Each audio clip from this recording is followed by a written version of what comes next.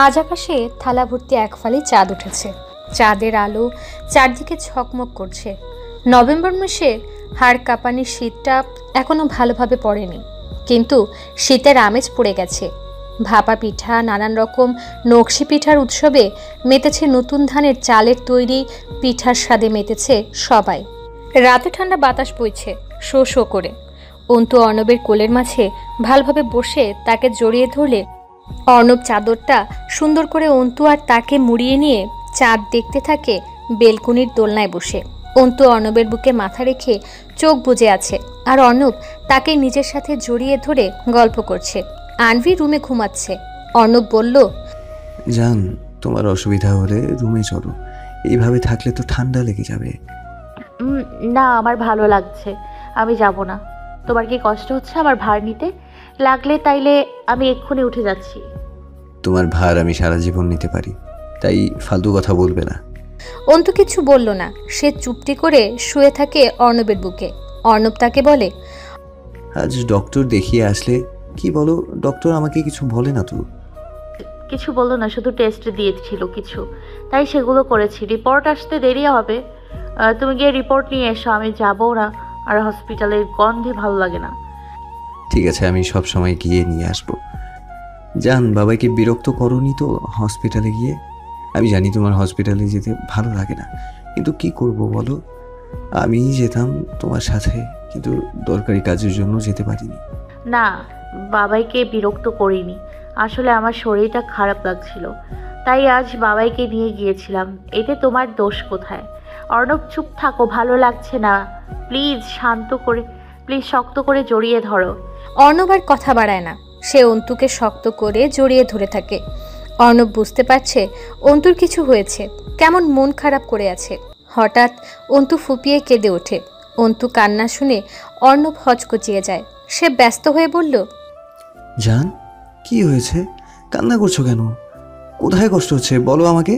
জান, আমার কোনো কথায় বা কাজে তুমি কষ্ট পেয়েছো? তাহলে আমাকে বলো। অন্তু আস্তে আস্তে বলল, অর্ণব, আমার ভালো লাগছে না, কেন যেন মনে হচ্ছে তোমাকে আর আম্ভিকে ছেড়ে আমি কোথাও চলে যাব। আমি তোমাদের ছেড়ে কোথাও যাব না, প্লিজ। আমার অনেক ভয় হচ্ছে, কিছুদিন ধরে আবোল তাবোল স্বপ্ন দেখছি, মাথার মধ্যে কী সব উদ্ভট চিন্তা আসছে। অর্ণব, আমি যাব না কোথাও। বলে ফুপিয়ে কান্না করতে থাকে অন্তু।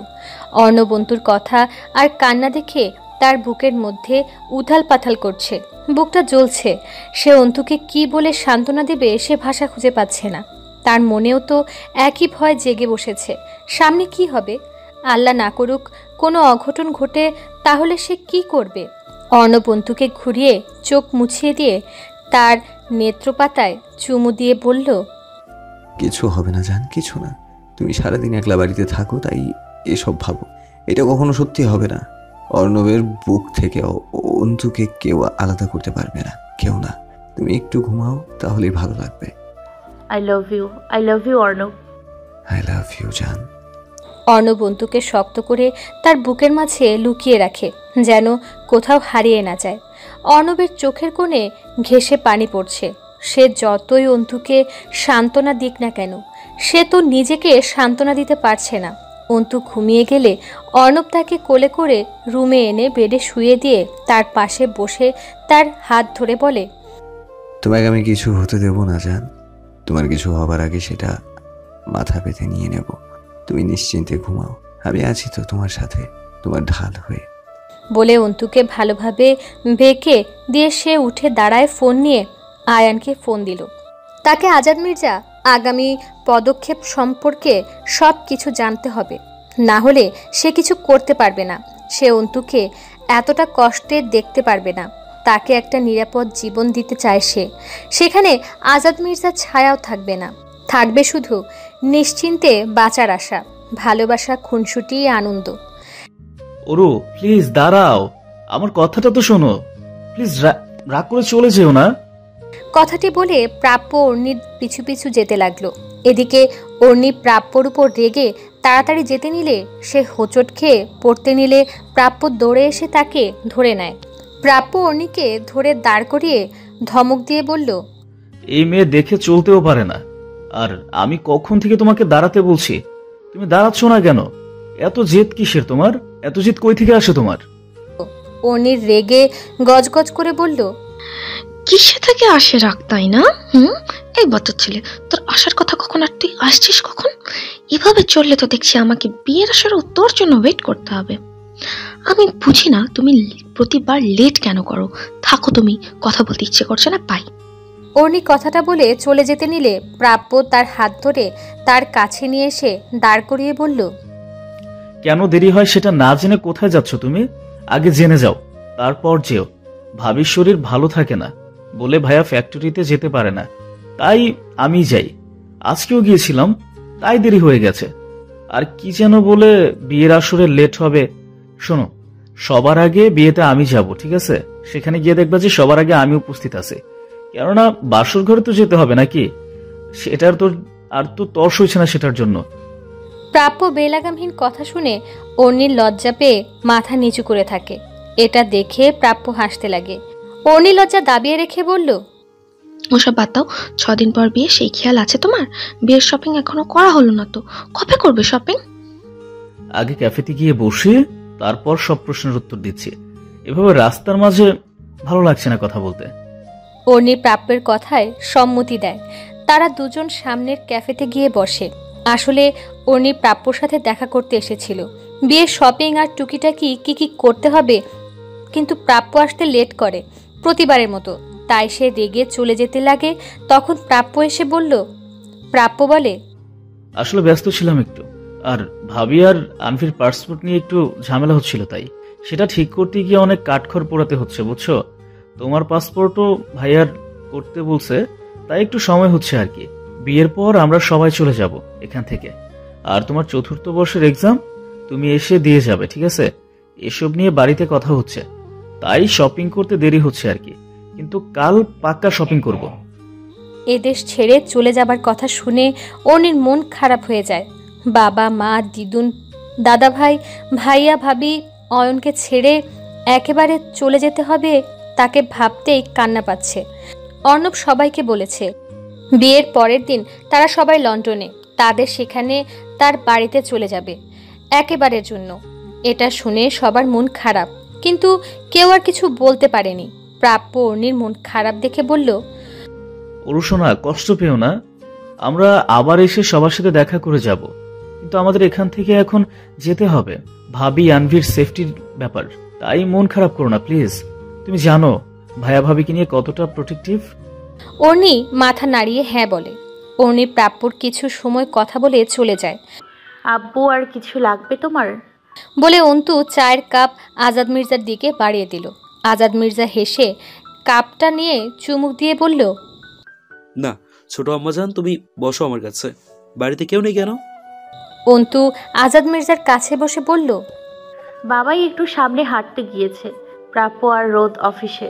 আমি একা না, মালা আছে, সে কিচেনে আছে। আজাদ মির্জা ভালোভাবে বাড়ির চারপাশটা দেখে বলল, আনভি কোথায়? তাকে দেখছি না তো। এক্ষুনি এসে যাবে, এতক্ষণ রং দিয়ে ছবি আঁকছিল, হাত ধুতে গিয়েছে, এসে পড়বে। তুমি আসবে একবার ফোন করে বলতে, আমি কিছু তৈরি করে রাখতাম। আজাদ মির্জা শুধু হাসল। অন্তু তার সাথে কথা বলতে থাকে। আজাদ মির্জা হঠাৎ বিকালের দিকে চৌধুরী বাড়িতে আসে। কি কারণে আসে অন্তু জানে না, কিন্তু বাড়িতে কাউকে না দেখে খুশি হয়। কিন্তু মালা আছে বলে রাগ হলো মনে মনে। যা প্ল্যান করে এসেছিল তা হবে না ভেবে। তাদের কথার মাঝে আনভি আসে। সে আজাদ মির্জাকে দেখে তার কাছে গিয়ে বলল, নানু ভাই, তুমি কখন এলে? আজাদ মির্জা আনভিকে তার কোলে বসিয়ে মিষ্টি করে বলল, এসছি তো অনেকক্ষণ, কিন্তু তুমি এতক্ষণ কোথায় ছিলে নানু ভাই? আনভি মুখ ফুলিয়ে বলল, রং তুলছিলাম, কিন্তু রং যাচ্ছিল না। আজাদ মির্জা হেসে আনভির দিকে এক বক্স চকলেট দিয়ে বলল, এটা তোমার জন্য পছন্দ হয়েছে? আনভি চকলেট নিয়ে খুশি হয়ে বলল, অনেক পছন্দ হয়েছে নানু ভাই। আব্বু, এত চকলেট কেন নিয়ে আসতে গেলেন? বাসায় অনেক আছে তো। তোমাকে তো কথা বলতে বলিনি আমার আর আমার নানু ভাইয়ের মাঝে, তাই চুপ থাকো তুমি। নানু ভাই, তোমার আর কিছু লাগলে আমাকে বলো, ঠিক আছে? ঠিক আছে। আব্বু, দিদুন কেমন আছে আর বাড়ির সবাই? আম্মাজান ভালো আছে, আর বাড়ির সবাইও। অরণের বিয়ে নিয়ে সবাই ব্যস্ত, তাই তোমার সাথে দেখা করতে আসতে পারে না। এখানে বিয়ে নিয়ে সবাই ব্যস্ত, তারা দুজনে আরও কিছুক্ষণ কথা বলতে থাকে। এদিকে অর্ণব অফিস থেকে তাড়াতাড়ি বাড়ি এসে আজাদ মির্জাকে তার বাড়িতে দেখে চমকে যায়। সে তাকে এখানে দেখবে আশা করেনি কখনো। অর্ণব বিস্ময় নিয়ে আজাদ মির্জার দিকে তাকিয়ে থাকে। কি সুন্দর করে অন্তু আর আনভিককে নিয়ে হাসি খুশিতে মেতে আছে, কিন্তু তার এই হাসি খুশি মুখের আড়ালে কতটা জঘন্য ভয়ানক মানুষ লুকিয়ে আছে সেটা সে ছাড়া উপস্থিত কেউ জানে না। অন্তু হঠাৎ অর্ণবকে দেখে উঠে গিয়ে বলল, কখন আসলে তুমি? আমি তো তোমাকে দেখিয়ে নিয়ে আসতে। তোমাকে ডাক দিলে না কেন? অর্ণব আজাদ মির্জার দিক থেকে চোখ ফিরিয়ে অন্তুর দিকে তাকায়। মেয়েটা কতটা হাসি খুশি লাগছে, তার আব্বু এসেছে বলে। কিন্তু যখন আজাদ মির্জা সত্যি জানবে তখন কি হবে? এই হাসি থাকবে তো তার মুখে? অর্ণব মৃদু হেসে বলল, এই তো এইমাত্র এসেছি। তোমার আব্বু কখন এসেছে বাড়িতে? আর বাবাই কোথায়? বাবাই বাড়িতে নেই, আর আব্বু আধা ঘন্টা আগে এসছে। তুমি ফ্রেশ হয়ে আসো, আমি কফি নিয়ে আসছি। ফ্রেশ পরে হব, তুমি কফি নিয়ে আসো। অন্তু অর্ণবের হাত থেকে ব্যাগ নিয়ে চলে যায় কফি আনতে। এদিকে আজাদ মির্জা অর্ণবকে দেখে বাঁকা হাসে। সেই হাসি অর্ণবের চোখে লাগে। অর্ণব তার কাছে গিয়ে তাকে সালাম দিয়ে বলল, আপনি আসবেন আগে বলতেন তাহলে আমাদের অসুবিধা হতো না। এদিকে কাজ ছিল তাই অন্ধুকে দেখতে এলাম। তোমার মেয়ে ভারী মিষ্টি, রোদ মনে হয় মায়ের মতো হয়েছে, তাই না? অর্ণব ভ্রু কুঁচকে বলল, হ্যাঁ, আনভি তার মায়ের মতো হয়েছে। আজাদ মির্জা আনভির কালে হাত বুলাতে বুলাতে বলল, মেয়েকে আর মেয়ের মাকে সাবধানে রেখো, না জানি কখন কি হয়ে যায়। আজাদ মির্জার কথা শুনে অর্ণব থমকে যায়। কি বলেন তিনি? এইমাত্র মা মেয়েকে সাবধানে রাখবে মানে? তিনি কি তাকে বাড়ি বয়ে এসে থ্রেট দিচ্ছে? অর্ণব বলল, মানে কিছু না, এখন তো বাচ্চাদের অনেকেই ক্ষতি করে, তাই বলছি একা একা কোথাও পাঠিও না। অর্ণব কিছু বলতে যাবে তার আগে অন্তু এসে পড়ে, তাই সে কিছু বলতে পারে না। তা দেখে আজাদ মির্জা শয়তানি হাসি দিয়ে বলল, ছোট আম্মা যান, আজ তাহলে আসি, পরে আবার আসবো।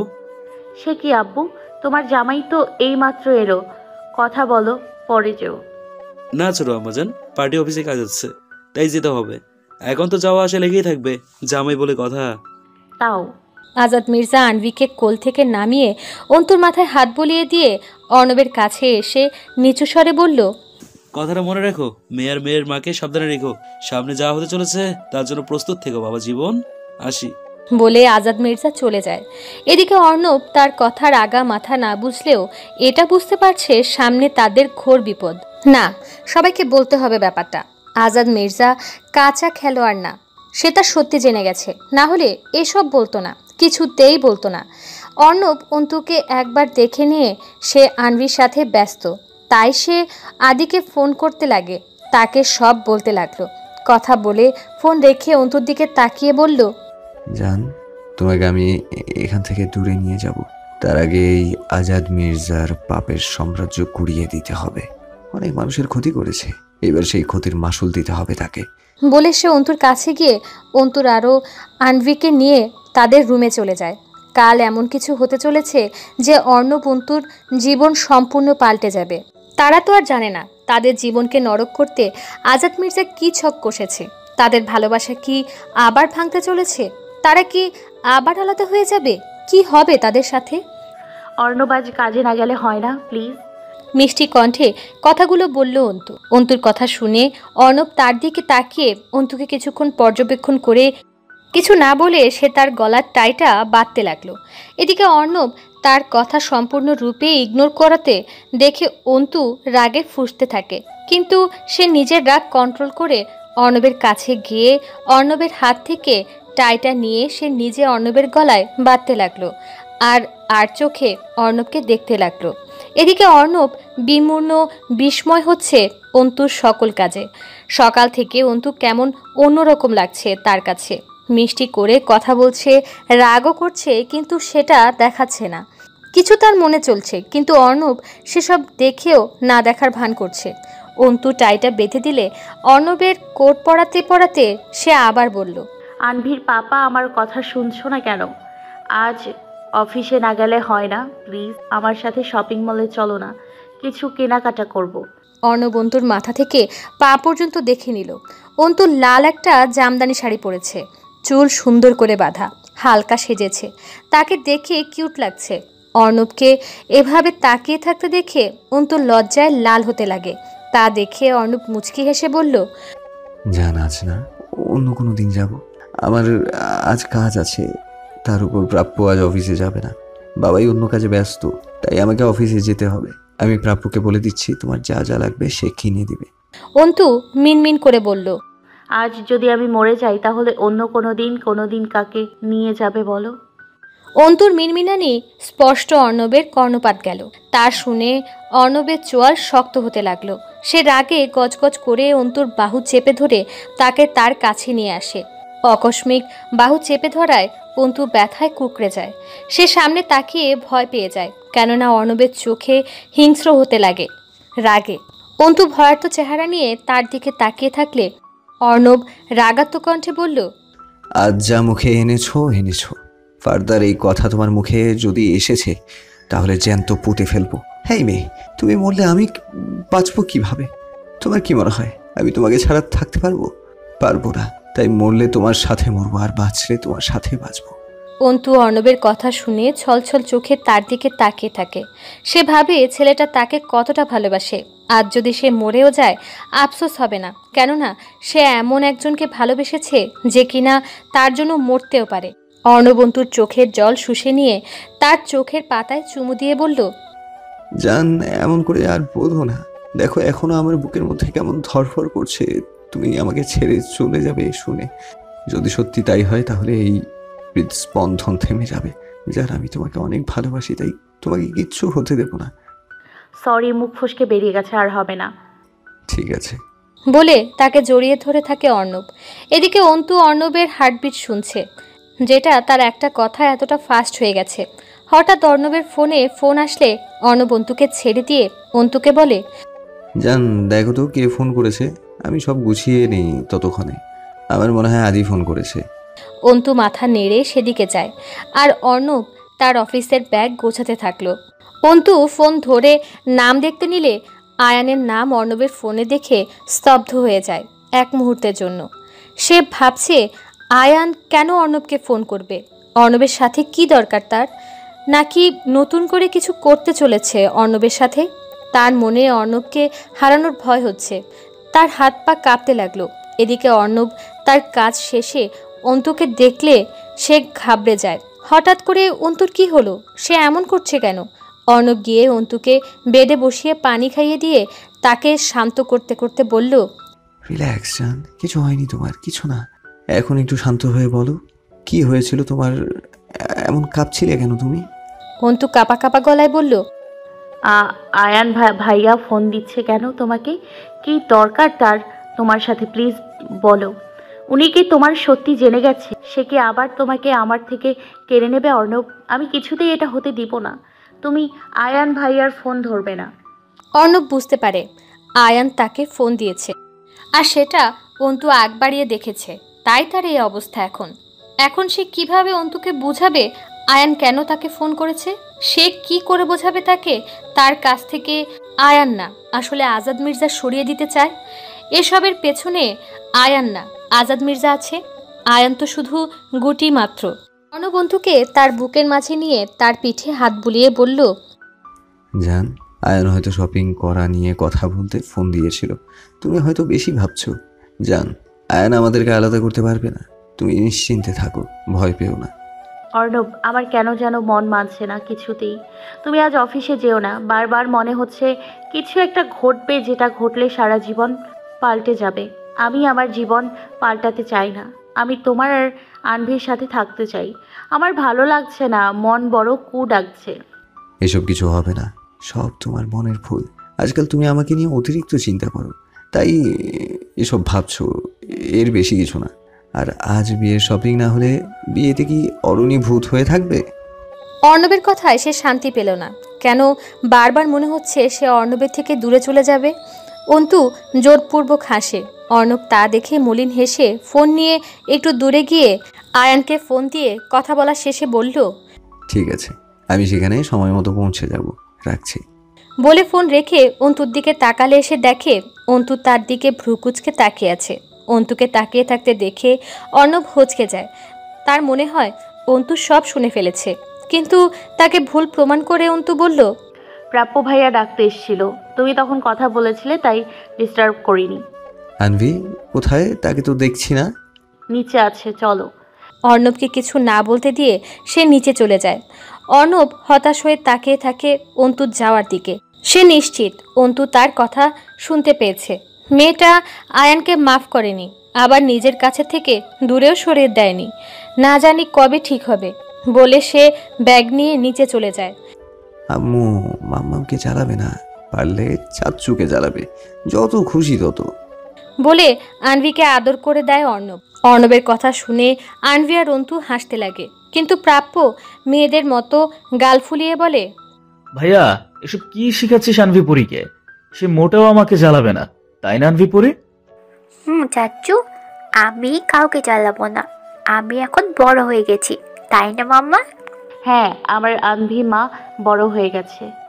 আম্মু মলে এদিক ওদিক দৌড়াদৌড়ি করবে না, সব সময় সবার সাথে থাকবে, আর চাচ্চু তোমার সব ড্রেস কিনে দিবে।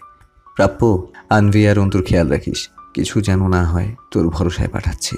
প্রাপ্য আশ্বস্ত করে বলল, কিচ্ছু হবে না ভাইয়া, আমি সব সামলে নেব, তুই চিন্তা করিস না। অর্ণব মাথা নাড়ায় প্রাপ্যর কথায়। প্রাপ্য চলে যায় গাড়ি বার করতে, শপিং মলে যাবে। সেখানে আদি, অর্ণি, আদিবা তাদের জন্য ওয়েট করছে। এদিকে অর্ণব আনবিকে সারা মুখে চুমু দিয়ে আদর করে দিতে লাগে। অন্তু বাপ মেয়েকে মন ভরে দেখতে লাগে। অর্ণব আনবিকে কোলে নিয়ে অন্তুর কাছে গিয়ে তার কপালে গাঢ়ভাবে তার অরোধ ছুঁয়ে দেয়। অন্তু চোখ বন্ধ করে নিল সেই স্পর্শে। অর্ণব তাকে ছেড়ে বলল, আই লাভ ইউ জান। I love you. অর্ণব চলো বলে তাদেরকে নিয়ে বাইরে নিয়ে যায়। অন্তু, প্রাপ্য আর আনভি অন্য গাড়ি করে যায়, আর অর্ণব অফিসে চলে যায় তার গাড়িতে। এদিকে তাদের জন্য যে মরণ ফাঁদ পাতা আছে তারা কেউ সেটা বুঝতে পারে না। ওরু প্লিজ, আর না, আমার ভালো লাগছে না আর ঘুরতে। দেখ আনভি কেমন নেতিয়ে পড়েছে, তুই এখান থেকে যে কোনো শাড়ি পছন্দ করে নে। বলে অন্তু আনভিকে ভালোভাবে তার সাথে জড়িয়ে নেয়। সেই সকাল থেকে দুপুর হয়ে যাচ্ছে, তাও অর্ণির শাড়ি পছন্দ হচ্ছে না। সবার কেনাকাটা শেষ, এখন অর্ণির শাড়ি নিয়ে নিলেই হয়, কিন্তু এই মেয়ের শাড়ি পছন্দই হচ্ছে না। অর্ণি অসহায় মুখ করে সবার দিকে তাকায়। সবাই বিরক্ত নিয়ে তাকিয়ে আছে তার দিকে। সে মিনমিনিয়ে বলল, আমি কি করব বলো? বিয়ে তো একবার করব, তাইলে শাড়ি নিজের পছন্দের কেন কিনবো না? কিনতে মানা করেছে কে তোকে বুড়ি? কিন্তু তুই দেখ, সবার হয়ে গেছে শপিং, কিন্তু তোর একটা শাড়ির জন্য সারা শপিং মল ঘুরতে হচ্ছে। অর্ণি এবার সত্যি খারাপ লাগছে। তার জন্য তো দেরি হচ্ছে না, হলে তারা আগেই চলে যেত। সে আবার শাড়ি দেখতে লাগলো। সব শেষে একটা মেরুন কালারের একটা শাড়ি পছন্দ করে। সবাই যেন হাফ ছেড়ে বাঁচে।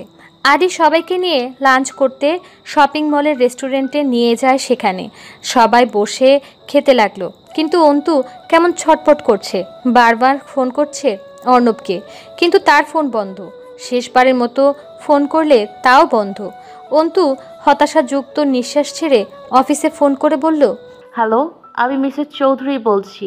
আপনাদের রোজ স্যার অফিসে আছে কি? থাকলে একটু দিন তো ফোনটা তাকে।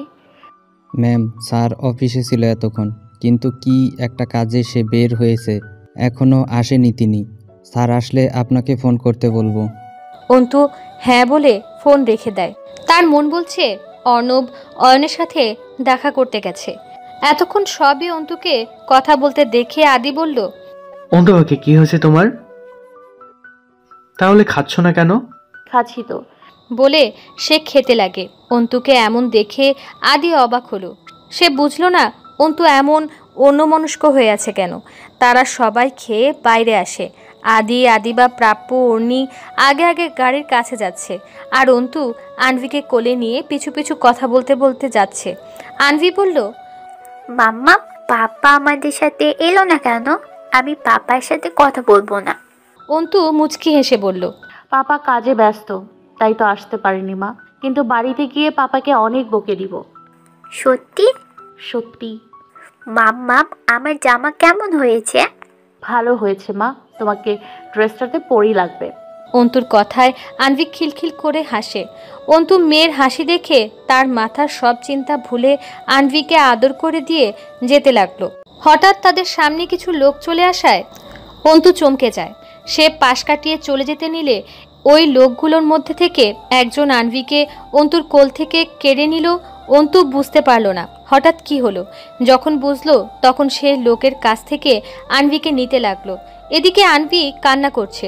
অন্তু চোখে জল নিয়ে আশেপাশে আদিকে খুঁজতে লাগলো, কিন্তু কাউকে পেল না। সে কান্না করতে করতে বলল, প্লিজ আনভিকে আমার কাছে দিন। কি চায় আপনাদের? কেন আমার মেয়েকে নিয়ে যাচ্ছে? প্লিজ, ও বাচ্চা, ভয় পাচ্ছে, প্লিজ। লোকগুলো তার কথায় হাসতে লাগলো। অন্তু বারবার আনভিকে নিতে লাগলে সে নিতে পারে না। তা দেখে লোকগুলো আনন্দ পেল। এদিকে আনভি কান্না করতে করতে বলল, আমাকে ছাড়ো, আমি মামার কাছে যাব। পচা আঙ্কেল ছাড়ো। তাদের মাঝে একজন বলল, সরি মামুনি, তা হবে না, তোমাকে নিয়ে যেতে ওপর থেকে অর্ডার আছে, তাই কান্না করে না শোনা। অন্তু তাদের কথা শুনে বিস্মিত হয়। কে আনভিকে নিয়ে যেতে বলেছে? লোকগুলোকে? তাদের সাথে কার শত্রুতা আছে যে আনভিকে নিতে বলেছে? অন্তু চিৎকার করে আদি প্রাপ্যকে ডাকতে লাগলো, দাদাভাই জলদি আয়, দাদাভাই জলদি আয়, আমার আনভিকে কেউ নিয়ে যাচ্ছে, আনভিকে দিয়ে দিন, মেয়েটা ভয় পাচ্ছে। মা, মা আমার কিচ্ছু, মা তোমার কিচ্ছু হবে না, আমি আছি তো, কান্না করে না মাম্মাম, তোমার কিচ্ছু হতে দেবে না। কি হলো, দিন ওকে। বলে আনভিকে নিতে লাগলে অন্তুর মাথায় কেউ ভারী কিছু দিয়ে আঘাত করে। অন্তুর চোখের সামনে সব অন্ধকার হয়ে যাচ্ছে। সে কয়েক কদম গিয়ে সে পড়ে যায় মাটিতে। মাটিতে পড়ে সে অস্পষ্ট স্বরে বলল, আনভি। মাম্মাম ছাড়ো, মাম্মার কাছে যাব, ছাড়ো। বলে কান্না করতে লাগলো আনভি। ওই লোকগুলো কাউকে ফোন করে বলল, আয়ান বস, কাজ হয়ে গেছে, বাচ্চাটাকে নিয়ে আসছি, আর অর্ণবে আপনার জায়গা আসতে বলেছে। বলে ফোন রেখে লোকগুলো চলে যেতে লাগে আনভিকে নিয়ে। আনভি বারবার কান্না করে অন্তুর কাছে আসতে চাচ্ছে।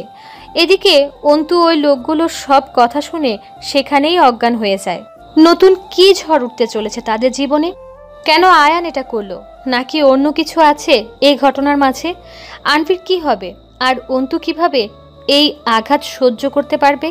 অর্ণব যখন এসব শুনবে তখন তার অবস্থা কি হবে? মির্জা বাড়ির সবাই ব্যস্ত অন্তুকে নিয়ে। মেয়েটার জ্ঞান ফেরার কোনো কথাই নেই। দিদুন অন্তুর মাথার কাছে বসে আছে। সে অন্তুর মাথায় হাত বুলিয়ে তাকে ডাকছে, কিন্তু তার কোনো সাড়া নেই। এদিকে সবার চিন্তিত অন্তুর সাথে কি হয়েছে, আর আনভি কোথায়? আনভিকে কে নিয়ে গেছে? এই কথাটা যদি অর্ণব জানতে পারে তাহলে তাকে সামলাবে কি করে, সেই নিয়ে সবাই চিন্তিত। তখন অন্তুর চিৎকার শুনে আদি, প্রাপ্য, আদিবা, অর্ণি চমকে যায়। তারা বুঝতে পারে না কি হলো। অন্তু যে চিৎকার করছে। তারা সবাই দৌড়ে সেখানে গেলে দেখে অন্তু অজ্ঞান অবস্থায় সেখানে পড়ে আছে, আর তার আশেপাশে আনভিকে কোথাও পেল না তারা। আদি তার বোনকে এমন দেখে সে তো পাগল হয়ে যাবার অতিক্রম। আর এদিকে প্রাপ্য আনভিকে খুঁজতে লাগে, কিন্তু কোথাও পায় না। তার ভয় হচ্ছে। তার ভাই বারবার অন্তু আর আনভিকে দেখে রাখতে বলেছিল, কিন্তু সে দেখে রাখতে পারেনি। তার গাফিলতির কারণে আজ আনভিকে পাওয়া যাচ্ছে না। আর অন্তুর এই অবস্থা, সে কি করে তার ভাইকে মুখ দেখাবে? আদি অন্তুর জ্ঞান ফেরাতে না পেরে তাকে নিয়ে মির্জা বাড়িতে চলে আসে এবং তার ট্রিটমেন্ট করায়, কিন্তু এখনও তার জ্ঞান ফেরে না। আদি রুম জুড়ে পায়চারি করছে আর অর্ণবকে ফোন করে এখানকার সব কথা বলছে। আদি কথা বলা শেষে ফোন রেখে ঘুরলে আদিবা তার সামনে দাঁড়িয়ে থাকতে দেখে আদি তাকে জড়িয়ে ধরে বলল, আদু, আমি কি করব বুঝতে পারছি না। হঠাৎ কি এমন হলো যে অন্তুর এই অবস্থা হলো? তার সাথে আনভি গায়েব হয়ে গেল। অর্ণব সব শুনে পাগলামো হয়ে গেছে। সে কিছুতেই আনভির কথা মানতেছে না। সে আসছে, এসে অন্তুকে দেখে কি করবে জানি না। আর অন্তুর জ্ঞান ফিরলে আনভির কথা বলে কি উত্তর দেব কিছুই বুঝতে পারছি না। আদি প্লিজ ভেঙে পড়ো না। তুমি ভেঙে পড়লে অন্তুকে সামলাবে কে? অর্ণব ভাইয়া এসব এত সহজে মানতে পারবে না। সে অন্তুকে এমন দেখতে পারে না। প্লিজ শান্ত হও। আদিবার কথা শুনে আদি তাকে ছেড়ে দিয়ে অন্তুর দিকে তাকায়। তার বোনের শুকনো মুখ দেখে তার ভেতরটা কেঁপে ওঠে। এদিকে প্রাপ্য এক কোনায় দাঁড়িয়ে আছে। তার মধ্যে অপরাধবোধ কাজ করছে। আজ তার খামখেয়ালির জন্য এই ঘটনা ঘটেছে। তার ভাই তাকে কখনো ক্ষমা করবে না। যদি আনভির কিছু হয়ে যায় তাহলে তো তার ভাই মরে যাবে। সে নিজের থেকে আনভিকে বেশি ভালোবাসে। অর্ণি প্রাপ্যকে দেখে সে বুঝতে পারছে তার মধ্যে কি চলছে। সে গিয়ে বলল, প্রাপ্য, দিদি আর কিছু হবে না। আর আনভির দেখো সব ঠিক হয়ে যাবে, আনভিকে পাওয়া যাবে। অর্ণিকে বলতে না দিয়ে প্রাপ্য বলল, কোথায় পাওয়া যাবে? কিভাবে পাওয়া যাবে? আমি মলের সব দিকে খোঁজ নিয়েছি, কোথাও খোঁজ পেলাম না। ওরও আমি ভাইয়ার সামনে কিভাবে দাঁড়াবো? ভাইয়া আমাকে তাদের দায়িত্ব দিয়েছিল, আমি সেই দায়িত্ব ঠিকভাবে পালন করতে পারলাম না। অর্ণি কিছু বলতে যাবে তার আগে অন্তুর কথা শুনে সবাই তার দিকে তাকায়। এদিকে অন্তুর চোখের সামনে আনভির চেহারা ভেসে আসতে সে চিৎকার দিয়ে শোয়া থেকে উঠে বসে। সে চারপাশে তাকিয়ে নিজের অবস্থান বুঝতে চেষ্টা করে।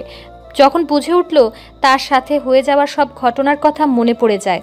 আনভির কথা ভেবে সে তাড়াতাড়ি করে উঠে চলে যেতে নিলে আদি তাকে ধরে বলল, বনু, কোথায় যাচ্ছিস তুই? তোর শরীর ভালো না, তুই এখানে বস, আয়। অন্তুকে নিয়ে বসাতে নিলে অন্তু তাকে বাধা দেয়। সেটা দেখে আদি তার দিকে তাকায়। অন্তুর চোখে জল নিয়ে বলল, দাদা ভাই, ওরা আনভিকে নিয়ে গেছে। আমি অনেক চেষ্টা করেছি কিন্তু পারিনি। তোমাদেরকেও ডাকলাম কিন্তু তোমরা কেউ আসোনি। দাদা ভাই, আনভি কান্না করছে, সে ভয় পাচ্ছে। আমার মেয়ের আমাকে দরকার নেই, আমাকে যেতে দাও। আনভি কাছে পাবো, আমি আনভির কাছে যাবো, ছাড়ো। আমি বলে আদিকে তার থেকে ছাড়িয়ে দৌড়ে তার রুমের থেকে বেরিয়ে যায়। এদিকে অন্তুর অবস্থা দেখে সবাই কান্না করে দেয়। মেয়েটা এত কষ্ট পাবার পরে একটু সুখ পেয়েছিল, কিন্তু তাও কারণ নজরে হারিয়ে যেতে বসেছে। সবাই অন্তুর পিছু যায়। এদিকে অন্তু নিচে এসে দরজার দিকে যেতে নিলে অর্ণবকে দেখে থমকে যায়। সে দৌড়ে গিয়ে অর্ণবকে জড়িয়ে ধরে কান্না করতে লাগলো। এদিকে অন্তুকে এভাবে দেখে অর্ণবের ভেতরটা দুমড়ে মুচড়ে যাচ্ছে। সবাই নিচে এসে উপস্থিত হয়। প্রাপ্য তার ভাইয়ের দিকে তাকাতেও পারছে না।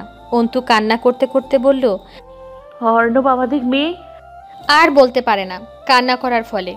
এদিকে অন্তুকে রোদকে অর্ণব বলে সম্বোধন করায় নিহিতা আকাশ কিংপুর্তব বিমুখ বিস্ময় হয়ে যায়। কেননা সে তো অর্ণবের সত্যি জানতো না সবার মতো। অর্ণব অন্তুকে শান্ত করবার জন্য বলে, জান, কান্না থামিয়ে বলো, কি হয়েছে? আনভি কোথায় বলো? অর্ণব, আনভিকে ওরা নিয়ে গেছে। আমি জানি না ওরা কারা ছিল। আমার মেয়েটা কান্না করছিল আমার কাছে আসার জন্য, কিন্তু তাকে আসতে দেয়নি। অর্ণব, আমার মেয়েকে এনে দাও প্লিজ। বন্ধু, কান্না থামাও, আমি আনভিকে কিছু হতে দেবো না। সে ঠিক তোমার কাছে এসে যাবে, শান্ত হও। কিভাবে শান্ত হব? ওরা আমার মেয়েকে নিয়ে গেছে, বুঝতে পারছো না কেন? আনভি কান্না করছে, সে ভয় পাচ্ছে আমাকে ছাড়া। ফর গড সেক, আনভিকে এনে দাও আমার কাছে। ওরা না জানি আমার মেয়েকে কি করছে। অর্ণব বন্ধুকে শান্ত করতে পারে না কিছুতেই। সে বারবার আনভিকে আনতে বলছে। অর্ণবের চোখ থেকে পানি পড়ছে। একদিকে আনভিকে পাচ্ছে না, আবার অন্যদিকে অন্তু প্যানিক করছে। অন্তু কান্না করতে করতে হঠাৎ তার পাশে আয়ানকে দেখে সে কান্না বন্ধ করে সোজা হয়ে দাঁড়ায়। তাকে এভাবে দেখে অর্ণব সহ বাড়ির সবাই ভয় পেয়ে যায়। অন্তু অজ্ঞান হবার আগে ওই লোকগুলোর কথা মনে পড়ে যায়। তার চোখ দিয়ে আগুন বের হতে থাকে। সে সোজা আয়ানের কাছে গিয়ে তার শার্টের কলার চেপে ধরে তেজি গলায় বলল, আমার মেয়ে কোথায়? আমার মেয়েকে ছেড়ে দাও। ও ছোট্ট অবুঝ বাচ্চা, সে কিছু বোঝে না। প্লিজ, যা করার আমার সাথে করো, আমি কিচ্ছু বলবো না। তোমার লোকেদের বলো আনভিকে ছেড়ে দিতে। অন্তুর কথা শুনে উপস্থিত সবাই হতভম্ব বিস্মিত হয়ে যায়। এদিকে অন্তুর কথা আয়ান কিছু বুঝতে পারছে না। তার লোক মানে সে কেন আনভিকে নিয়ে যাবে? আয়ান অবাক হয়ে বলল, মানে আমার লোক মানে কি বলছিস? মানে অন্ত আর আমি কেন আনভিকে তুলতে যাব? পাগল হয়ে গেছিস নাকি তুই? যা নয় তাই বলছিস। হ্যাঁ, আমি পাগল হয়ে গেছি। তুই আমার সাথে আগে যা করেছিস আমি সবটা মাফ না করলেও সবটা ভুলে নতুন ভাবে চলতে চেয়েছিলাম, কিন্তু তুই শুধরানোর মানুষ না। আবার আমার কাছে থেকে আনভিকে নিতে চাচ্ছিস। তুই জেনে গেছিস আনভি আমার মেয়ে, আমার আর অর্ণবের মেয়ে, তাই এটা করলি। আমি তোর পায়ে ধরছি, প্লিজ আনভিকে দিয়ে দে। আয়ান হতভম্ব হয়ে যায় অন্তুর কথায়। সে এবার সবটা বুঝতে পারছে এটার পেছনে কে আছে। সে চুপ করে দাঁড়িয়ে থাকে, তার বলার কোনো ভাষা নেই। অর্ণব ভ্রুকুচকে তাকিয়ে থাকে অন্তুর দিকে। সে বুঝতে পারছে না সে আয়ানকে সরাসরি দোষারোপ করছে কেন। আয়রা অন্তুর কথা শুনে আয়নের কাছে এসে অন্তুকে ধরে তার দিকে নিয়ে বলল, অন্তু, আয়ন এটা করেনি, তোমাকে কেউ ভুল বুঝিয়েছে। প্লিজ মাথা ঠান্ডা করে ভাবো, আয়না কেন আনভিকে আটকাবে যেখানে সে। আয়রাকে বলতে না দিয়ে অন্তু বলল, আমি জানি আয়ানই এটা করেছে।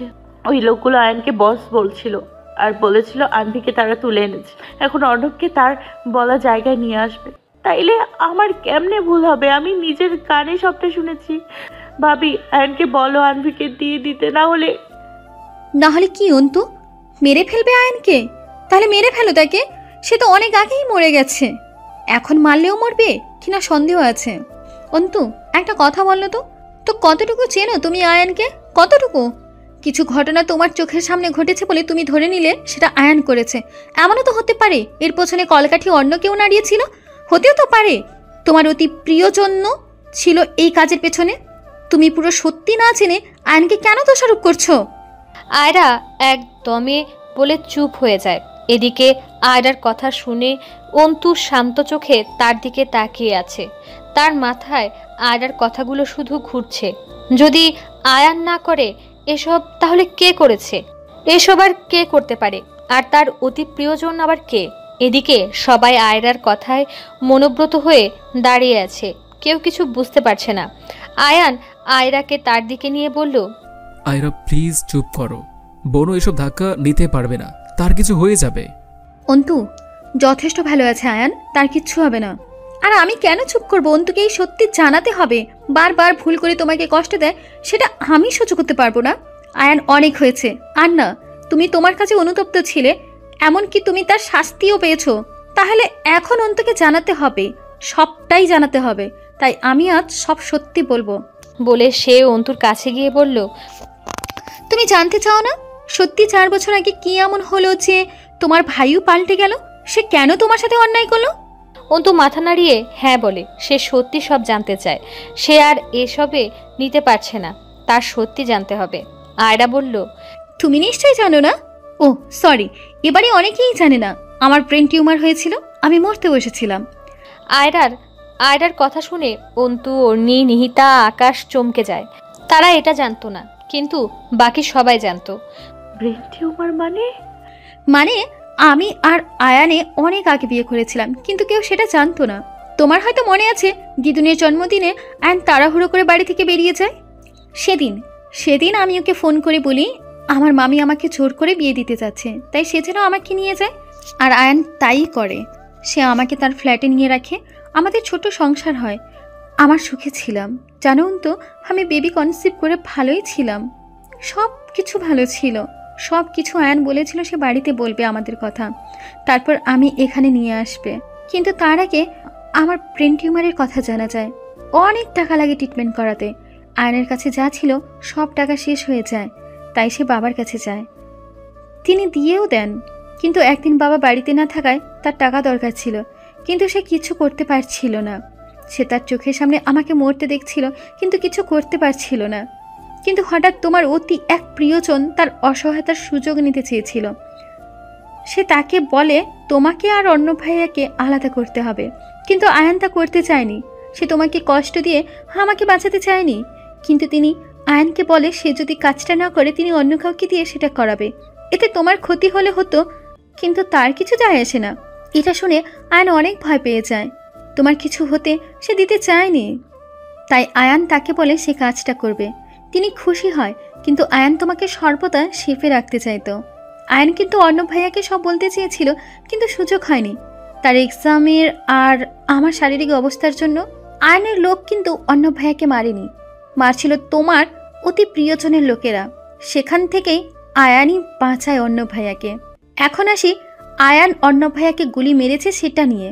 তুমি অন্য ভাইয়ের কাছে জেনে নাও কে তাকে গুলি মেরেছে। অন্তু, তুমি সব সময় আয়ানকে দোষারোপ করেছো, কিন্তু তুমি একটাবার ভেবে দেখেছো তোমার করা ব্যবহারে আয়ান কতটা কষ্ট পায়? অন্তু, বুঝতে পারোনি আয়ানের ভেতরটা কতটা ভেঙে গেছিল যখন তার কাছে কেউ ছিল না, আর না তাকে কেউ সামলিয়েছে, কিন্তু তোমার কাছে ছিল সবাই। তো তুমি জানতে চাও না আমার প্রথম সন্তানের কি হলো? তাহলে শোনো, সে আমার পেটে থাকতে মারা যায়। আমার অবস্থা আরও করুণ ছিল। আমি বাঁচবো কি মরবো ডক্টরও জানতো না। জানো, আমার আর আমার সন্তানের যে অবস্থাটা হয় সেটা দেখে আর নিজেকে দোষারোপ করে সব কিছুর জন্য। সে মনে করে তার পাপের জন্য আল্লাহ তাকে এই শাস্তি দিয়েছিল, তার কাছ থেকে তার সন্তানকে কেড়ে নিয়েছে। আয়ান একেবারে ভেঙে মুচড়ে গেছিল, কিন্তু শুধু আমাকে বাঁচাতে সে বেঁচেছিল। আমার মুখের দিকে সে তাকে সব ভুলে থাকতো, কিন্তু দিন শেষে সে কষ্ট পেত, ভীষণ কষ্ট পেত। সবটা আমি দেখতাম, কিন্তু কিচ্ছু করতে পারতাম না। বলে আয়রা কান্না করতে থাকে। আয়ান তাকে নিজের সাথে জড়িয়ে নেয়। এদিকে সবাই আয়রার কথায় স্তব্ধ। তারা এটা কখনো জানতো না, আর আয়ান তাদেরকে বুঝতেও দেয়নি তাদের সাথে এত কিছু হয়েছে। অন্তু আয়রার সব কথা শুনে স্তব্ধ, নীরব হয়ে যায় সে। তার কাছে সব কেমন গুলিয়ে যাচ্ছে। যদি আয়রা আর তাকে বাঁচাতে এমনটা করে, তাহলে আব্বু তাকে মিথ্যা কেন বলল যে তার ভাগের সম্পত্তির জন্য আয়ান এসব করেছে? আয়রার কথা মিথ্যা বলে মনে হচ্ছে না, তাই আব্বু না, সে আর বুঝতে পারছে না, কিছুতেই না। আয়রার সন্তানের কথা শুনে অন্তুর ভেতরটা কান্না করছে। সেও তো তার সন্তানের মৃত্যুর কথা শুনে এতটা কষ্ট পেয়েছিল, কিন্তু তার সন্তান জীবিত ছিল। কিন্তু আয়রা তো সন্তান তার পেটে মারা যায়, তাহলে তার কতটা কষ্ট হয়েছে, আয়ানের কতটা কষ্ট হয়েছে। সেখানে আয়ানের পাশে কেউ ছিল না। অর্ণব এসে অন্তুর কাঁধে হাত রাখে। অন্তু তার দিকে ছলছল চোখে তাকিয়ে বলল, অর্ণব, তোমাকে কে গুলি মেরেছিল? অন্তু, আয়ান আমাকে গুলি মারেনি। এমনকি সেদিন যারা আমাকে মারতে চেয়েছিল সবাই আমাকে বোঝাতে চেয়েছিল যাতে আমি এখন এখান থেকে চলে যাই, কিন্তু আমি তখন সেটা বোঝার মধ্যেই ছিলাম না। কিন্তু আয়ান আমাকে গুলি মারেনি, সেটা আমি দেখেছিলাম। অর্ণবের কথা শুনে অন্তু নিস্তব্ধ হয়ে যায়। সে এখন বুঝতে পারছে কেন আয়ান বারবার বলতো তার চোখের সামনে যা ঘটছে তার আড়ালে অনেক সত্যি লুকিয়ে আছে। আজ তার কথার মানে বুঝতে পেরেছে। অন্তু কাঁপা কাঁপা গলায় বলল, তাহলে যে এটা করেছে সে কে? অন্তুর কথায় সবাই সায় দেয়। তারাও জানতে চায় কে এই জঘন্য কাজটা করেছে। অর্ণব ঢোক গিলে বলল, অন্তু, এসবের পিছনে আর কেউ না, তোমার আব্বু মানে আজাদ মির্জার হাত রয়েছে। অর্ণব অন্তুকে আগলে নিয়ে ফ্লোরে বসে আছে। অন্তু তার বাবার সত্যি জেনে ভেঙে পড়ে। তার বিশ্বাস হচ্ছে না তার আব্বু তার জীবনকে এভাবে নষ্ট করে দিল, কিন্তু নিজের সম্মান, আধিপত্য বিস্তার আর রাজনৈতিক ক্ষমতার জন্য। অর্ণব অন্তুকে বুঝাচ্ছে যাতে সে ভেঙে না পড়ে, কিন্তু সে কিছুতেই বুঝতে চাচ্ছে না। এদিকে বাড়ির সবাই এই সত্যি জেনে হতভাগ্য।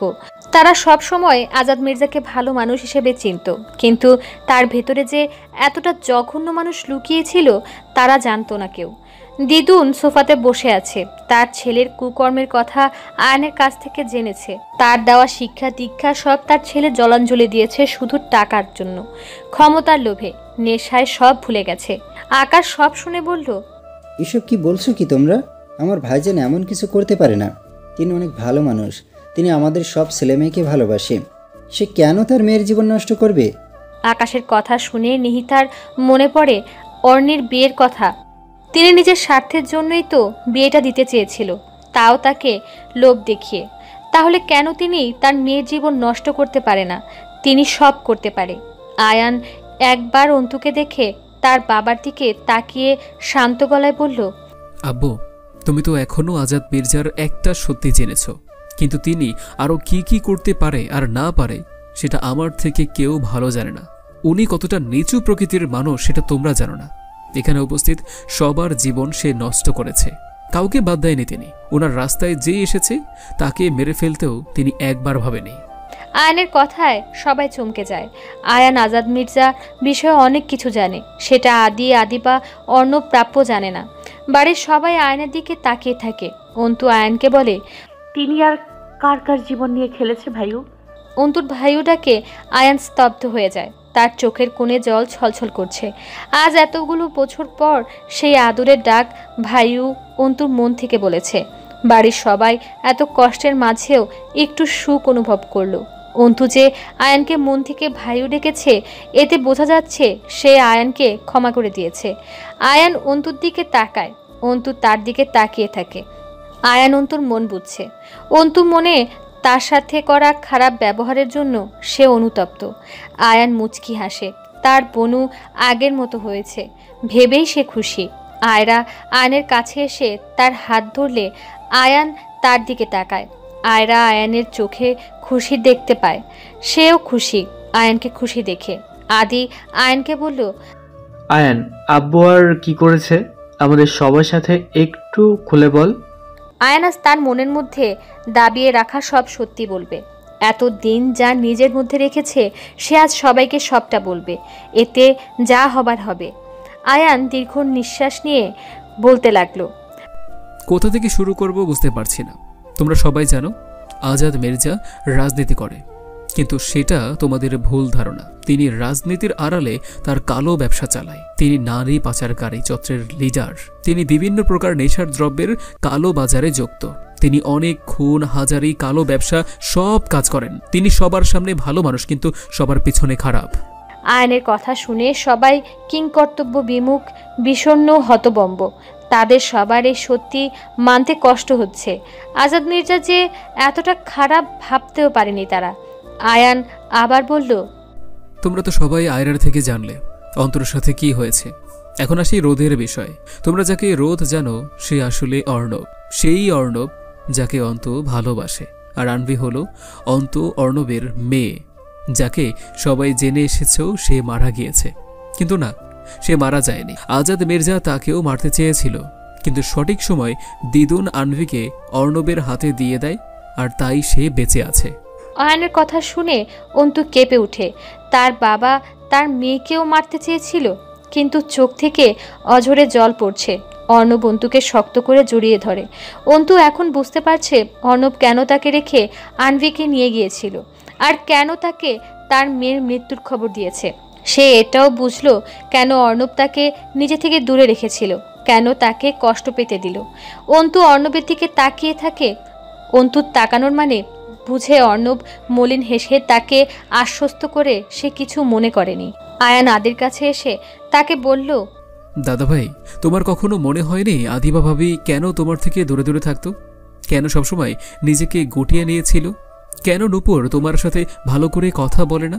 যেই মেয়ে তোমাকে ভালোবাসতো, কিন্তু হঠাৎ এতটা পাল্টে গেল কেন?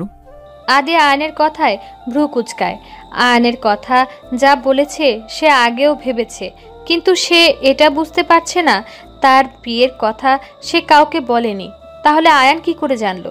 এদিকে আদিবা ঘাবড়ে যায় আয়ানের কথায়। সে বুঝতে পারছে আয়ান আদিকে সব এখন বলে দেবে, তাই সে আয়ানকে ইশারায় বলতে না করেছে, কিন্তু আয়ান সেদিকে তাকায় না। সে বলল, তুই হয়তো এটা ভাবছিস আমি কি করে তোদের বিয়ের কথা জানলাম। তাহলে বলছি, তুই চলে যাবার 1 বছর পর বড় আব্বু হঠাৎ তোর রুমে কি যেন খুঁজতে গিয়েছিল, কিন্তু সেটা না পেয়ে পায় তোদের কাবিননামা। সেটা দেখে তিনি রেগে যায়, কিন্তু পরে তিনি অর্ণবের সাথে যা করে তাই আদিবার সাথে করার চেষ্টা করে।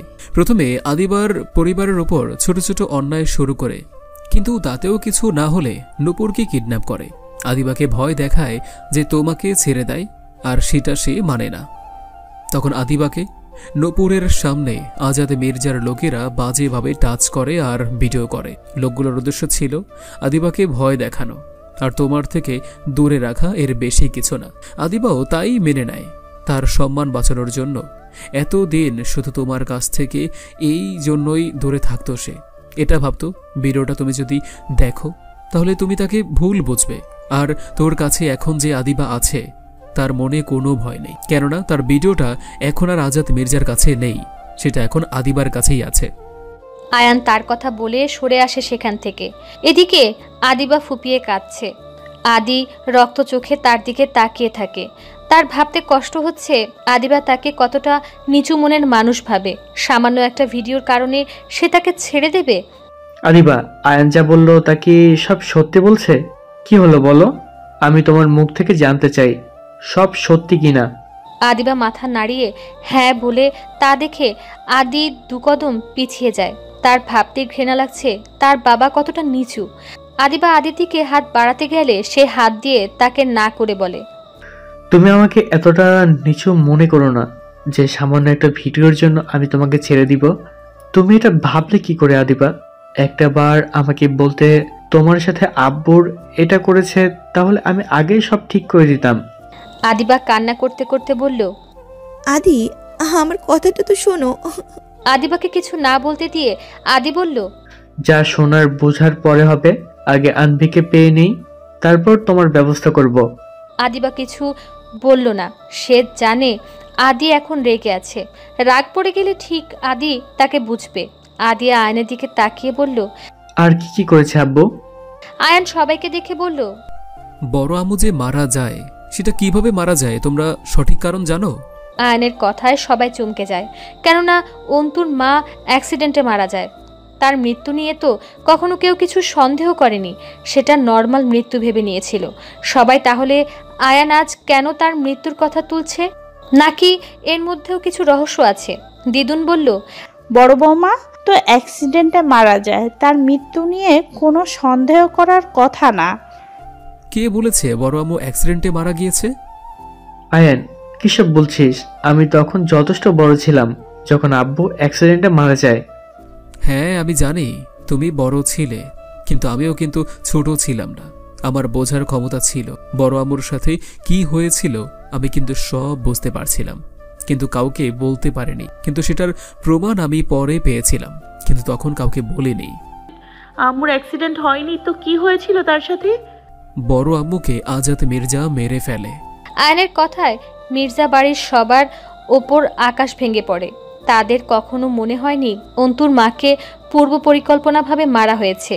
তিনি তো কিছু কাজের জন্য বাড়ির বাইরে গিয়েছিলেন, কিন্তু মাঝে রাস্তায় তার গাড়িতে একটা ট্রাক ধাক্কা মারে। তিনি সেখানেই মারা যায়। আদি কাপা কাপা গলায় বলল, আব্বু আম্মুকে কেন মারতে যাবে? তিনি তো আম্মুকে ভালোবাসতেন। আজাদ মির্জা কাউকে ভালোবাসে না, তিনি শুধু নিজেকে ভালোবাসেন। বড় আম্মু আজাদ মির্জার সব কালো ব্যবসার কাজের সম্পর্কে জেনে যায়, তাও প্রমাণ সহকারে। সেটা আজাদ মির্জা জেনে যায়। বড় আম্মু আজাদ মির্জাকে বোঝায় এই পাপের পথ থেকে সরে আসার জন্য, কিন্তু সে আসে না। তাই বড় আম্মু সব প্রমাণ তার এক ফ্রেন্ডকে দিয়ে দেয়। তিনি ছিলেন সংবাদ রিপোর্টার। সেটা আজাদ মির্জা জেনে যায়, তাই বড় আম্মুকে সেদিন মেরে ফেলে আর তার মৃত্যুটা অ্যাক্সিডেন্টের নাম দিয়ে দেয়। আয়নের কথা শুনে বাড়ির সবাই হতভম্ব হয়ে যায়। একের পর এক এমন সব ঘটনা বেরিয়ে আসতে শুরু করলো, আর সেটা কখনো তারা কল্পনাও করতে পারেনি। অন্তু জোরে জোরে কান্না করতে লাগলো। সে তার মাকে বেশি পায়নি। সে তখন মাত্র 4 বছর বয়স। তখন তার মা মারা যায়। আদি অন্তুর কান্না শুনে তার কাছে গেলে অন্তু তাকে ধরে কান্না করতে করতে বলল, দাদা ভাই, উনি আমাদের আম্মুকেও মেরে ফেলেছে। আমাকে আম্মুর আদর থেকে বঞ্চিত করলো, আমাদের মা হারা করলো শুধু টাকার জন্য। উনি কতটা নিকৃষ্ট ব্যক্তি আব্বু। ছি, আব্বু বলতেও ঘৃণা লাগছে আমার। আদি তার বোনকে কি সামলাবে? সে তো নিজের মধ্যে নেই। তার আম্মুকে কতটা কষ্ট দিয়ে মেরেছে তার আব্বু, সেটা ভাবতেই বুক কেঁপে উঠে আকাশ বলল, তুমি এত সব কি করে জানলে আয়ান? তুমি তো তখন মাত্র 7 বছর বয়স আর আদি 10, তাহলে কি করে এত সব জানলে তুমি? হ্যাঁ আমার বয়স ছোট ছিল, কিন্তু আমি সবটা বুঝতাম। যেদিন বড় আম্মু মারা যায় তার 2 দিন আগে আমি দাদাভাই অন্ত খেলছিলাম। খেলতে খেলতে আমি বড় আম্মুর রুমে গেলে দেখি আজাদ মির্জা বড় আম্মুর গলা চেপে ধরে। তার ফ্রেন্ডকে সেটা বলতে বলেছে, আর বড় আম্মু সেটা বলছে না। আমি সেটা দেখে ভয়ে দরজার আড়ালে লুকিয়ে পড়ি। তারপর তাদের সব কথা আমার কানে আসে। আজাদ মির্জা বড় আম্মুকে ছেড়ে দিয়ে বারবার একটা ফাইলের কথা বলছে, কিন্তু বড় আম্মু কিছুতে সেটা বলছিল না সেটা কোথায়। তারপর আজাদ মির্জা বড় আম্মুকে আর তার ফ্রেন্ডকে সে মেরে ফেলবে, কিন্তু বড় আম্মু তাও বলে না। আজাদ মির্জা রেগে চলে যায়। আমি সবটা দেখেছিলাম। আজাদ মির্জা চলে যাবার পরে বড় আম্মু কাউকে ফোনে বলে ফাইলটা পুলিশকে দিয়ে দিতে। আজাদ মির্জা সব জেনে গিয়েছে, আর সে পরশু গিয়ে কেস করে আসবে পুলিশ স্টেশনে। আমি ভয় পেয়ে গিয়েছিলাম, কাউকে কিছু বলতে পারিনি। যদি সেদিন বলে দিতাম তাহলে হয়তো বড় আম্মু আমাদের মাঝে আজ বেঁচে থাকতো, আর না এত সব হতো। আজাদ মির্জা তার পাপের সাজা আগেই পেয়ে যেত। সরি অন্ত, সরি দাদা ভাই বলে কান্না করতে লাগে আয়ান। আদি আয়ানের কথা শুনে অন্তুকে ছেড়ে আয়ানের কাছে এসে তাকে জড়িয়ে ধরে কান্না করতে লাগে। সবার চোখে জল। আজাদ মির্জা না জানি আরও কার কার প্রাণ নিয়েছে কে জানে। আয়ান আদিকে ছেড়ে নিহিতা মির্জার কাছে এসে বলল, আম্মু তুমি বারবার প্রশ্ন করতে না আয়রাকে নিয়ে? তার জন্ম পরিচয় নিয়ে তুমি কি জানো? ও কার মেয়ে? ওর বংশ পরিচয় কি? সে কোন পরিবারের মেয়ে? তার মা বাবা কে? নিহিতা মির্জা আয়নের কথা শুনে আয়রার দিকে একবার তাকায়। মেয়েটার মুখ শুকিয়ে গেছে কথাটা শুনে। তিনি আবার আয়নের দিকে তাকিয়ে বোঝার চেষ্টা করে সে কি বলবে। আয়ান বলল, আমি বলছি তোমাকে সত্যিটা। বড় আম্মু যে রিপোর্টার ফ্রেন্ডের কাছে আজাদ মির্জার কালো ব্যবসার প্রমাণের ফাইলটা দিয়েছিল, সেই হাসিম তালুকদারের মেয়ে হলো আয়রা। আয়রা আরও একটা পরিচয় আছে, সেটা আমিও আগে জানতাম না। যখন আয়রার বাবার ছবি দেখি আমি নিজের চোখে বিশ্বাস করতে পারিনি। এটা কিভাবে সম্ভব? জানো আয়রার বাবার ছবিতে কি দেখেছিলাম আমি? নিহিতা মির্জা মাথা নাড়িয়ে তাকে বলতে বলে। আয়ান মুচকি হেসে বলল, আয়রার বাবার ছবিটা ছিল আমার বড় মামুর ছবি, মানে জাহেদ তালুকদারের ছবি। মানে তোমার ভাই জাহেদ তালুকদার বংশের বড় ছেলে, আমার নানুর বড় ছেলে। আয়নের কথা শুনে নিহিতা মির্জা হতবম্ব হয়ে যায়। জাহেদ তালুকদার মানে তার ভাই। আয়রা তার ভাইয়ের মেয়ে, কিন্তু সেটা কিভাবে সম্ভব? তার বাবার নাম তো হাশেম তালুকদার। আয়ান তার মাকে দেখে বলল, বুঝতে পারছো না তো? ঠিক আছে, আমি বলছি। মাম্মু ভালোবেসে মামিকে বিয়ে করে, সেটা নানু মেনে নেয়নি, তাই তাকে বাড়ি থেকে বের করে দেয়। মামু মামিকে নিয়ে চলে যায়। তখন আমি 1 বছর বয়সের বেশি হব মনে হয়। এই কাহিনী নানি আমাকে বলেছিল, আর মামুর ছবিও দেখায়। আমি আয়রাকে যখন ওর মামার বাড়ি থেকে নিয়ে আসি, তখন তার বাবা মার ছবি সে নিয়ে আসে। সেখান থেকে ছবিটা দেখে আমি আয়রাকে জিজ্ঞেস করলে সে বলে জাহেদ তালুকদার তার বাবা। আমি তখন কিছু বলতে পারি না বা বলার মতো ছিলাম না। তারপর আমি নিজে খোঁজ নিয়ে জানতে পারি মামু নিজের নাম পাল্টিয়ে রিপোর্টারের জব করে, আর বড় আম্মু ফ্রেন্ড ছিল, আর তার কাছে ওই ফাইলটা ছিল। আয়রাকে ফাইলটার কথা বলে সে আমাকে বলে তার বাবা তাকে একটা ফাইল যত্ন করে রাখতে বলেছিল, সে সেটা রেখে দেয়। তারপর আয়রা ফাইলটা আমাকে দেয়, যেখানে সব প্রমাণ ছিল আজাদ মির্জার কাজের। আয়ান, আমার ভাই কোথায়? কান্না করে বলল তিনি। আয়রা কান্না করছে তার বাবার জন্য। আয়ান শান্ত স্বরে বলল, মামুকে আজাদ মির্জা বড় আম্মুর মতো অ্যাক্সিডেন্ট করিয়ে মেরে ফেলেছে, সাথে মামিও ছিল। আয়ানের কথায় নিহিতা মির্জা কান্না করতে থাকে। এত বছর পর তার ভাইয়ের কথা জানতে পেরেও তার ভাইয়ের মৃত্যুর কথা জানতে পারল না ভেবেই তার কষ্ট দ্বিগুণ হতে লাগলো। আয়রা ধীর পায়ে নিহিতা মির্জার কাছে এসে বলল, ফুপি আপু তোমাকে অনেক মিস করতো। আমাকে বলতো তার বোন তার নেউটা ছিল, কিন্তু এখন আর তার ভাইয়ের খোঁজ নেয় না। সে তার সংসার নিয়ে ব্যস্ত থাকে। আব্বু তোমাকে অনেক ভালোবাসতো ফুপি। নিহিতা মির্জা আয়রার কথা শুনে তাকে জড়িয়ে ধরে কান্না করতে লাগলো। আয়ান তাদের দেখে মনে মনে বলল, আয়রা, তোমার পরিবারকে আমি ফিরিয়ে দিতে চেয়েছিলাম না, দেখো আজ সেটা হলো। আম্মু তোমাকে এখন তার মেয়ের মতো রাখবে, আর কষ্ট পেতে দেবে না। আজ নিহিতা মির্জা তার করা অন্যায় পাপ সবকিছু তার চোখের সামনে ভেসে আসছে। আয়রার প্রতি তার সব সময় অন্যায় আজ তার গায়ে কাটার মতো বিচ্ছে। তার বারবার আয়রাকে তার জন্ম পরিচয় নিয়ে যে কথাগুলো বলেছে সেই সব তার মনে পড়ছে। তিনি কি করে আয়রার সামনে দাঁড়াবে ভাবতেই বুকটা কেঁপে উঠছে। এদিকে আয়রা নিহিতা মির্জাকে ধরে কান্না করছে। বাড়ির সবাই তাদেরকে দেখছে। নিহিতা মির্জা আয়রাকে ছেড়ে বলল, আমাকে ক্ষমা করে দে মা, আমি তোকে না জেনে বুঝে অনেক কষ্ট দিয়েছি, পারলে ক্ষমা করে দিস এই ফুপিকে। ফুপি, তুমি হয়তো জানতে না আমি কে, তাই তুমি ওসব করেছো। এই যে তুমি ভালোবেসে আমাকে জড়িয়ে ধরে মা বলো, এতে আমি সত্যি খুব খুশি। আমি তো শুধু এইটুকুই চাইতাম সব সময়, তুমি কান্না করো না। নিহিতা মির্জা আয়রার কথায় আয়রাকে জড়িয়ে ধরে তার কপালে চুমু দিল। আয়রা আজ সত্যি ভীষণ খুশি যে সে তার মা আর ফুপির দুজনকেই পেয়েছে। এসব হয়েছে আয়নের জন্য। সে আগে এই সত্যি জানতো না। আয়ান তার বাবার ছবি দেখার পর থেকে সব সত্যি বলে। তখন সে অনেক খুশি হয়, কেননা তার বাবা শুধু তার ফুপির কথা বলতো, তাই তাকে দেখতে আর আদর নিতে ইচ্ছে করত। কিন্তু তার ফুপি তো তাদের সম্পর্কে কিছুই জানতো না। কিন্তু আজ সব ঠিক হয়ে গেছে। আয়ান তাদের দেখে চোখের জল মুছে বলল, আজাদ মির্জা শুধু আমার বড় মামা বড় আম্মুকে মারেনি, আরও একজন কেউ মেরেছে। যাকে মেরেছে তার কাছ থেকেও তার পরিবারকে ছিনিয়ে নিয়েছে সব সুখ। আয়ানের কথা শুনে সবাই তার দিকে তাকায়। অর্ণব আয়ানকে বলল, তুমি তো আমাকে এসব আগে বলনি, তুমি এত সব সত্যি তুমি কি করে জানলে? আর আজাদ মির্জা আর কাকে মেরেছে? আয়ান বিস্মিত হেসে বলল, আমি অনেক কিছু জানি, সেটা তুমি তো জানো না, আর বাকিরাও, কারণ আমি কাউকে কিছু বলিনি। আয়ান, আর কি সত্যি আছে বল। আজাদ মির্জা সত্যি মামুকে একজন সৎ পুলিশ অফিসারের কাছে বলে দেয় এবং প্রমাণও দেখায়। এটা আজাদ মির্জা মামুকে মারার সময় জানতে পারে, তাই সে তাকেও মেরে ফেলে। আর ওই পুলিশ অফিসারের নাম হলো আবিদ চৌধুরী।